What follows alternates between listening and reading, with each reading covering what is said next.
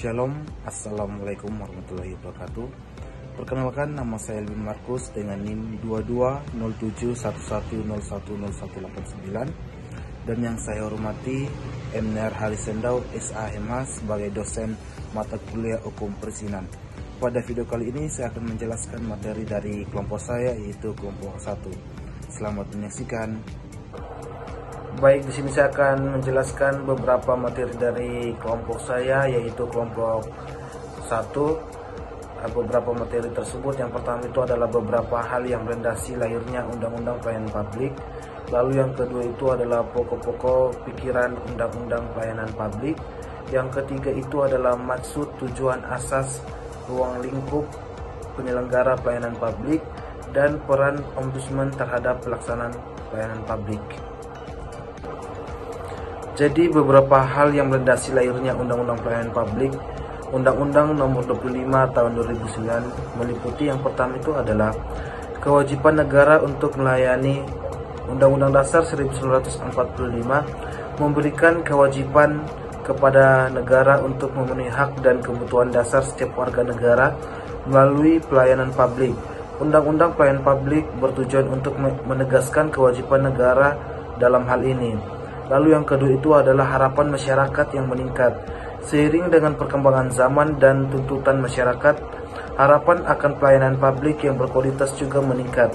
Undang-undang ini bertujuan untuk memenuhi harapan tersebut dan meningkatkan kepercayaan masyarakat terhadap pelayanan publik. Lalu yang ketiga itu adalah kepastian hukum. Untuk memberikan kepastian hukum terkait hak dan kewajiban dalam pelayanan publik, serta untuk mencegah penyalahgunaan wewenang, diperlukan pengaturan hukum yang jelas dan terukur. Undang-undang ini bertujuan untuk memberikan kepastian hukum bagi masyarakat dan penyelenggara pelayanan publik. Pokok-pokok pemikiran Undang-Undang Pelayanan Publik meliputi beberapa hal. Yang pertama itu adalah negara berkewajiban memenuhi hak dan kebutuhan dasar warga negara melalui pelayanan publik yang baik. Lalu yang kedua, penyelenggaraan pelayanan publik harus membangun kepercayaan masyarakat serta mempertegas hak dan kewajiban semua pihak terkait. Lalu yang ketiga itu adalah diperlukan pengaturan hukum yang jelas untuk menjamin kualitas, perlindungan, dan kepastian hukum bagi masyarakat terhadap pelayanan publik. Dan selanjutnya saya akan menjelaskan materi maksud dan tujuan dalam pelayanan publik. Dalam Undang-Undang Nomor 25 Tahun 2009 tentang Pelayanan Publik Pasal 2, Undang-Undang tentang Pelayanan Publik dimaksud untuk memberikan kepastian hukum dalam hubungan antara masyarakat dan penyelenggara dalam pelayanan publik. Lalu Pasal 3, tujuan Undang-Undang tentang Pelayanan Publik adalah, yang pertama itu adalah terwujudnya batasan dan hubungan yang jelas tentang hak, tanggung jawab, kewajiban, dan kewenangan seluruh pihak yang terkait dengan penyelenggara pelayanan publik. Lalu yang kedua itu adalah terwujudnya sistem penyelenggara pelayanan publik yang layak sesuai dengan asas-asas umum pemerintah dan korporasi yang baik. Sekarang masuk dalam ruangan lingkup dalam pelayanan publik. Dalam pasal 5, yang pertama itu adalah ruang lingkup pelayanan publik meliputi pelayanan barang publik dan jasa publik serta pelayanan administratif yang diatur dalam peraturan perundang-undangan. Lalu yang kedua itu adalah ruangan lingkup sebagaimana dimaksud pada ayat 1, meliputi pendidikan, pengajaran, pekerjaan dan usaha, tempat tinggal, komunikasi dan informasi lingkungan hidup, kesehatan, jaminan sosial, energi, perbankan, perhubungan, sumber daya alam, pariwisata, dan sektor strategi lainnya. Lalu asas-asas dalam pelayanan publik. Dalam pasal 4, penyelenggaraan pelayanan publik berasaskan, yang pertama itu adalah kepentingan umum, yang kedua itu adalah kepastian hukum, yang ketiga itu adalah kesamaan hak, keempat keseimbangan hak dan kewajiban, kelima itu adalah keprofesionalan, keenam itu adalah partisipatif, yang ketujuh itu adalah persamaan perlakuan atau tidak diskriminatif, yang ke-8 itu adalah keterbukaan, yang ke-9 itu adalah akuntabilitas, yang ke-10 itu adalah fasilitas dan perlakuan khusus bagi kelompok rentan, yang ke-11 itu adalah ketepatan waktu, dan yang terakhir itu adalah kecepatan, kemudahan, dan keterjangkauan. Sekarang kita masuk dalam penyelenggaraan pelayanan publik. Pelayanan atas jasa publik sebagaimana dimaksud pada ayat 1 meliputi yang pertama itu adalah Penyediaan jasa publik oleh instansi pemerintah yang sebagian atau seluruh dananya bersumber dari anggaran pendapatan dan belanja negara atau anggaran pendapatan dan belanja daerah.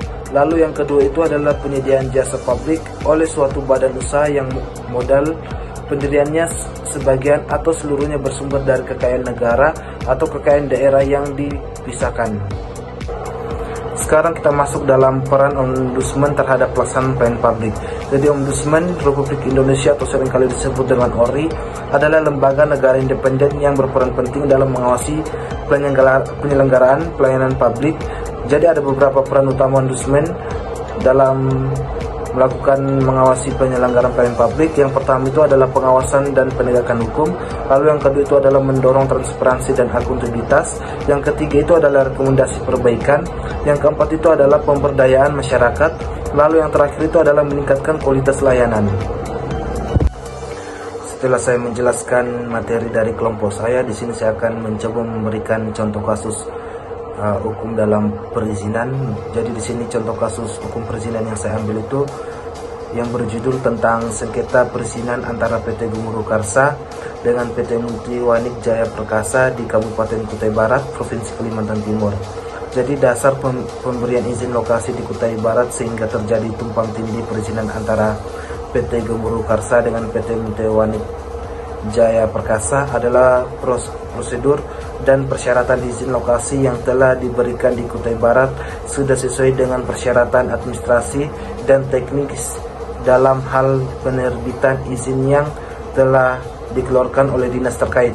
Namun pada praktek atau fakta yang terjadi di lapangan, faktor yang menyebabkan terjadinya tumpang tindih perizinan atau overlapping karena Bupati Kutai Barat dan Timur, perizinan Bupati Kutai Barat kurang teliti, tidak cermat dan tidak melakukan peninjauan lokasi untuk melihat area lokasi secara langsung dan keseluruhan dalam rangka memberikan saran teknis kepada Bupati dan tim perizinan hanya melihat dan memberikan saran untuk penerbitan izin berdasarkan peta rencana tata ruang dan di Kabupaten Kutai Barat.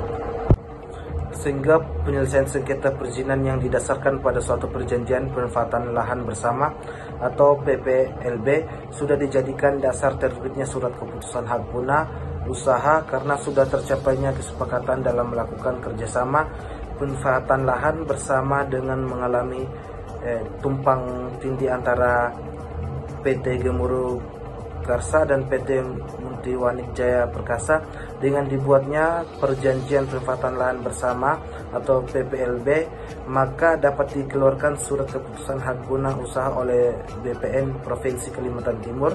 Tujuan dari perjanjian pemanfaatan lahan bersama atau PPLB yaitu tercapainya safety, terjaganya aset masing-masing perusahaan. Jadi kesimpulan dari penelitian di bawah dasar pemberian izin lokasi di Bupati Barat sudah sesuai dengan persyaratan administrasi. Tetapi dalam hal ini Bupati Kutai Barat dan tim perizinan tidak cermat dan tidak melihat lokasi secara langsung. Sengketa perizinan yang didasarkan perjanjian pemanfaatan lahan bersama sudah dapat dijadikan dasar terbitnya surat keputusan pemberian hak guna usaha oleh BPN Provinsi Kalimantan Timur. Baik, saya ucapkan terima kasih banyak. Mohon maaf jika ada kesalahan kata dalam pemaparan materi, dan semoga materi yang saya paparkan bisa bermanfaat buat kita semuanya. Sekian, terima kasih.